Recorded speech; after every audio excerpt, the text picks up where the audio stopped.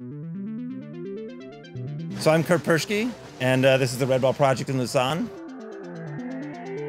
So RedBall's been traveling around the world for a decade, and it's probably headed next to Hong Kong, and before Lausanne it was just in Paris.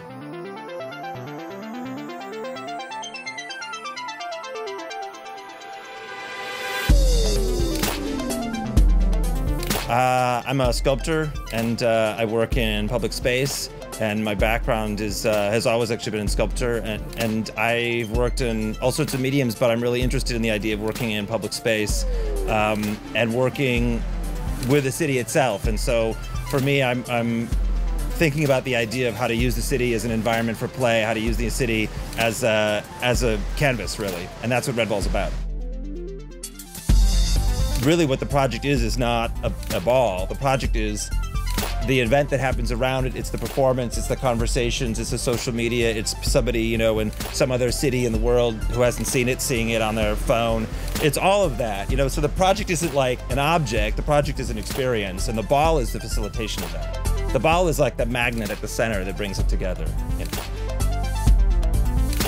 You know, it's the physical interaction with the ball is interesting because it changes a bit culture to culture. Some cultures are more reserved. Some cultures are more immediately physical. It also changes with age, of course, you know. Kids aren't self-conscious. So for me, what's interesting about the physical reaction too is that I think that we tend to think of there as being a sort of hierarchy, that the physical reaction is sort of like lower and the dialogue is sort of higher, but I sort of feel like they're all a bodily reaction, you know, they're all reactions, and if someone just has that instinct to react to it physically, it's kind of fantastic. I mean, what really you're looking at is whether people give themselves permission. Lausanne for me is quite interesting because most cities are flat and Lausanne is not flat.